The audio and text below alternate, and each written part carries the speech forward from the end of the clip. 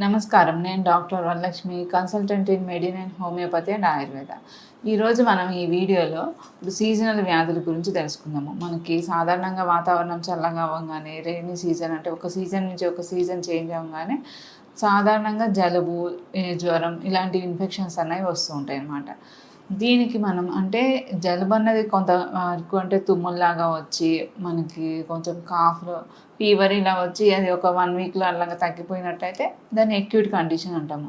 అట్లా కాకుండా ఈ కండిషన్స్ అన్నది అంటే వాతావరణం చల్లగా అవ్వంగానే ఈ చల్లటి ఫుడ్స్ ఏమన్నా తీసుకున్నా కానీ, లేకపోతే ఈ వెదర్‌లో ఉన్న డస్ట్‌కి, పొల్యూషన్‌కి కానీ, లేకపోతే ఆ పుప్పొడి రేణువులకు కానీ మనకి ఎలర్జిక్ కండిషన్స్ అన్నది ఫామ్ అవుతుంటాయి అన్నమాట. అంటే మనకి ముక్కు అన్నది దురదగా ఉండడము, తుమ్ములు అన్నది ఎక్కువగా రావడము, దీంతో పాటు గొంతు గానీ, అంగిలి గానీ దురదగా ఉండడము, ఎక్కువగా ఫ్రీక్వెంట్‌గా కోల్డ్ రావడం అన్నది ఉంటది. మనకి 2, 3 రోజులకు ఒకసారి లేకపోతే వీక్లీ వన్స్ ఎక్కువగా ఈ అటాక్స్ అన్నది రావడము, కోల్డ్ రావడము, దాంతో పాటు ఈ సైనస్‌లు గానీ ఎఫెక్షన్స్ అవ్వడము, దీంతో పాటు గొంతు నొప్పిలాగా రావడము, దగ్గు ఇలాగ ఫీవర్స్ ఇవన్నీ మనకి రికరెంట్‌గా వస్తుంటే దీన్ని క్రానిక్ కండిషన్ అంటామనమాట.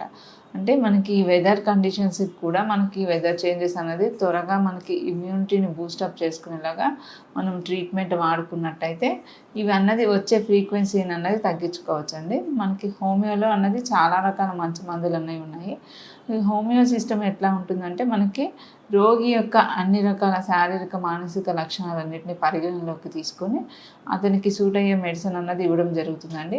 ఇప్పుడు నార్మల్ కోల్డ్ నుంచి మనకి రన్నింగ్ నోస్ అంటే ఎలర్జిక్ రైనైటిస్ కానీ, సైనసైటిస్ కానీ, టాన్సిలైటిస్ అన్నది ఉంటుంది, ఎడినాయిడ్స్ అన్నది ఇవన్నీ కూడా ఎక్కువగా చిన్న వయసు పిల్లల్లో, స్కూల్కి వెళ్ళే పిల్లల్లో ఒకరికుంటే ఒకరి నుంచి త్వరగా అన్నది అటాక్ అన్నది అవుతుంటుంది అనమాట. ఇలాంటి పిల్లలకి వచ్చే వ్యాధుల్లో కూడా మనకి పిల్లల్లో మనకి ఇమ్యూనిటీని పెంచడం ద్వారా ఇవి త్వరగా అటాక్ అయినా కూడా మనం ఈ వ్యాధుల నుంచి బయటపడేలాగా మనకి హోమియోలో ఇమ్యూనిటీ బూస్టర్స్ లాగా ప్రివెంటివ్ మెడిసిన్స్ అన్నది ఉంటాయండి.